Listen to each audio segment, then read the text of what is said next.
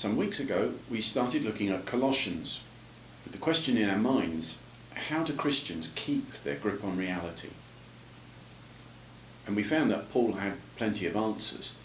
One question that then emerged from one of the midweek groups was, does Paul give different guidance for different churches? The answer is that whichever one of Paul's letters you pick up, you find the same truth about how Christians can live rooted in reality being put forward. But he approaches that truth from different directions, in each case according to the prevailing circumstances, and that's really instructive. We will look at Titus over the next few weeks. This is a different kind of letter, initially a private one, which only later came to be generally published. And you can easily get the drift of Paul's mind when you read the first chapter and compare what's said in the first few verses with what's said in the last few. In verse 1, you find out what an apostle is for, the faith of God's elect, and the knowledge of the truth that leads to godliness. And what kind of knowledge of the truth does lead to godliness? Well, we're not talking about the kind that says, oh, I think I've really learned something today. See verse 2, the kind of knowledge of the truth that rests on the hope of eternal life promised by God who doesn't lie. And how did we get hold of it? See verse 3, by God's command, Paul was entrusted with what to preach, and he faithfully entrusted it to us, the church. However, there is another kind of knowledge of the truth on view in Crete, and it doesn't lead to godliness at all. It does make its perpetrators rich.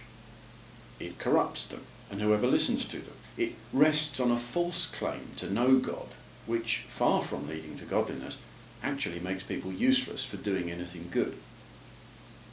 See verse 16. So, everything that Paul works and prays towards his whole life is being endangered on the island of Crete. No biggie. And this is why he writes to Titus, and it's why he doesn't respond to what's going on with a, well, their truth, my truth, I suppose. Because if he takes that option, he allows the wolves to take up residence in the sheepfold. These are alternative Christian leaders in view. They divert people's attention from Jesus towards Jewish myths. They issue commands, verse 14. It's not their truth, my truth. It's their lies, God's truth. See verse 10. This is rebellion entering the church by adopting its most popular disguise. It always pretends not to be rebellion, but to be a kind of supercharged obedience. What? You haven't been circumcised? Really? Oh, so you're not really serious about being a Christian then? That kind of thing. It's a very contemporary problem, isn't it? The prevailing culture of self-indulgence and deceit, well, see verses 12 and 13, but also look around you, creates an opening for people who can present a vaguely credible facade of spirituality, to be big fish in a small pond, and to dress up their own rebellion against God as supercharged obedience to him, and ruin whole households by sucking people in to follow their teachings and the corrupting additives to the gospel therein contained. Just look at the so-called prosperity gospel and its proponents today, and you get an idea of how all this works. So we cannot say that's just Titus's problem, can we? It's our problem too.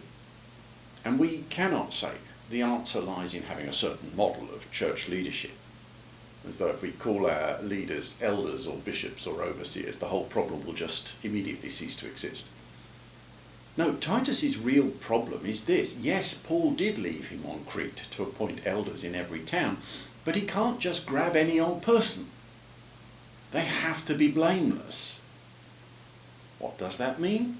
See verses 6 to 9, where we find we are immediately touching on the same themes that we found in Colossians.